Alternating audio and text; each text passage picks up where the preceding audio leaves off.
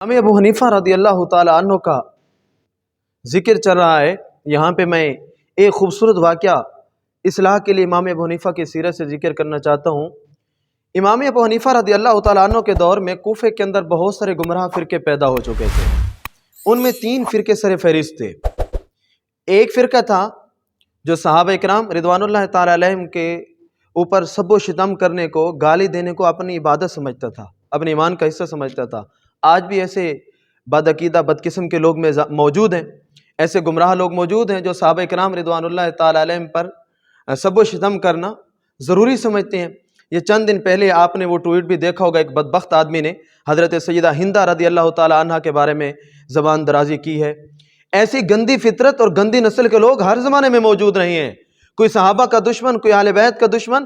میں اور آپ فخر کریں، اللہ کا شکر ادا کریں، اللہ نے ہمیں وہ عقیدہ عطا فرمایا ہے کہ جس میں میرے امام کہتے ہیں اہل سنت کا ہے بیڑا پار، اصحاب حضور نجم اور نوح عطرت رسول اللہ کی، کہ ہمارے دلوں کے اندر حضور کے ہر غلام کا پیار موجود ہے۔ ہم نہ تو صحابہ کے بارے میں کوئی ایسا عقیدہ رکھتے ہیں، نہ اہل بیت رسول کے بارے میں ایسا عقیدہ رکھتے ہیں۔ ہم کہتے ہیں حضور جو آپ کے دروازے پہ آ گیا، جس کی آپ کے ساتھ نسبت ہو گئی ہے، وہ قریش کا سردار ہو یا حبشہ کا غلام ہو، ہم اسے اپنے سر کا تاج مانتے ہیں۔ اس لیے یہ لوگ ہر زمانے میں موجود رہے ہیں، اب ہم ان پر بات نہیں کرتے، اب ان لوگوں کو ہم کیا کہیں۔ لیکن امام ابو حنیفہ کے زمانے کا ایک واقعہ آپ کو ذکر کر رہا ہوں۔ ایسے لوگ موجود تھے۔ ایک ان میں فرقہ یہ تھا، دوسرا فرقہ تھا جو تقدیر کا قائل نہیں تھا، تقدیر کا منکر تھا امام ابو حنیفہ کے زمانے میں۔ ایک فرقہ ان میں ایسا تھا منکرین تقدیر کے علاوہ، تیسرا فرقہ تھا معتزلہ کا۔ یہ 3-4 فرقے پیدا ہو چکے تھے گمراہی کے۔ کوفے کے اندر ایک شخص رہتا تھا جو صحابہ اکرام رضی اللہ تعالی عنہم پر سب و شتم بہت زیادہ کرتا، بالخصوص حضرت عثمان غنی پر۔ حضرت عثمان غنی کے بارے میں بہت زیادہ باتیں کرتا، معاذ اللہ، کبھی آپ کو رافضی کہہ دینا، حتیٰ کہ نقل کفر نہ باشد، حضرت عثمان غنی کو کبھی یہودی بھی وہ کہہ دیتا تھا۔ حضرت سیدنا امام اعظم ابو حنیفہ رضی اللہ تعالیٰ عنہ کو پتہ چلا کہ یہ شخص جو ہے سیدنا عثمان غنی کی گستاخی کرتا ہے، بے ادبی کرتا ہے۔ ایک دن آپ اس کے پاس تشریف لے گئے۔ اب اس میں 2 پہلو، امام ابو حنیفہ کی بصیرت، امام ابو حنیفہ رضی اللہ تعالیٰ عنہ کا اصلاح کا طریقہ، اور امام ابو حنیفہ کا عقیدہ کیسا تھا۔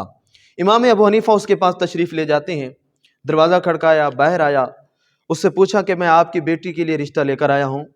بچہ وہ جس کا رشتہ لے کر آیا ہوں وہ حافظ قرآن ہے، بڑا متقی آدمی ہے، اللہ تعالیٰ نے اس کو مال و دولت سے بھی نواز رکھا ہے، ظاہر و باطن دونوں لحاظ سے اللہ تعالیٰ نے اس کو نواز رکھا ہے، تقویٰ بھی اس کے پاس ہے، بڑا شرم و حیا والا ہے، حافظ قرآن بھی ہے۔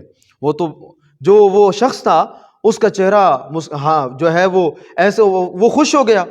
وہ جو شخص تھا امام ابو حنیفہ کی بات سن کر وہ خوش ہو گیا۔ اس نے کہا حضور یہ رشتہ میری بیٹی کے لیے تو کیا، میرے پورے خاندان کے لیے باعث فخر ہے، میرے پورے خاندان کے لیے اعزاز ہے، مجھے یہ رشتہ منظور ہے، فوراً رشتہ کروائیے۔ امام ابو حنیفہ نے کہا صاحب جلدی کی ضرورت نہیں ہے، لیکن ایک اس میں مسئلہ ہے چھوٹا سا۔ کہا کیا؟ کہا مسئلہ یہ ہے سب کچھ کرتا ہے لیکن مذہباً وہ یہودی ہے، مذہب اس کا ٹھیک نہیں ہے، عقیدے کے لحاظ سے وہ ٹھیک نہیں ہے، باقی وہ سب کچھ ٹھیک ہے، سارے کام کرتا ہے، ظاہر و باطن اس کا بالکل ٹھیک ہے، لیکن عقیدہ اس کا ٹھیک نہیں ہے۔ جیسے اس بندے نے یہ بات سنی، امام ابو حنیفہ کی طرف جلال کے ساتھ دیکھ کے کہتا ہے آپ اتنے دانا آدمی ہو کر یہ کیا کہہ رہی ہیں؟ کسی صورت میں بھی مجھے یہ رشتہ منظور نہیں ہے، میں کبھی بھی یہ رشتہ نہیں کروں گا۔ امام ابو حنیفہ نے کہا اے بندہ خدا، تو ایک مسلمان اپنے آپ کو کہتا ہے، تو اپنی ایک بیٹی ایسے شخص کو دینے کے لیے تیار نہیں ہے جو ہر لحاظ سے اعلیٰ ہے، جس کا ظاہر و باطن خوبصورت ہے لیکن مذہب اس کا یہودی ہے، تو بتا کہ میرے مصطفیٰ نے کیسے عثمان کو یک بعد دیگرے اپنی بیٹیاں عطا فرما دی ہیں، حضور نے کیسے؟ اور پھر فرمایا ایک کیا، اگر اللہ مجھے 100 بیٹیاں بھی دیتا تو میں یک بعد دیگرے وہ بھی عثمان کے نکاح میں دیتا، تو نہیں رشتہ دے سکتا، اور تو عثمان غنی کے بارے میں کہتا ہے کہ عثمان ایسے تھے، عثمان ویسے تھے۔ میرے امام کا تو یہ عقیدہ ہے، میرے اور آپ کے امام نے مجھے اور آپ کو یہ نظریہ دیا ہے، ہو مبارک تم کو ذو نورین جوڑا نور کا، نور کی سرکار سے پایا ہے دوشالہ نور کا۔ عثمان کا یہ مقام ہے، اللہ نے یہ شان عطا فرمائی، حضور کے ساتھ آپ کو نسبت ہے۔ جب اس بندے نے امام ابو حنیفہ سے یہ بات سنی اسی وقت آپ کے ہاتھ پہ توبہ کر کے پکا اور سچا مسلمان بن گیا، اور اس نے زندگی میں کبھی پھر عثمان غنی کی گستاخی نہیں کی تھی۔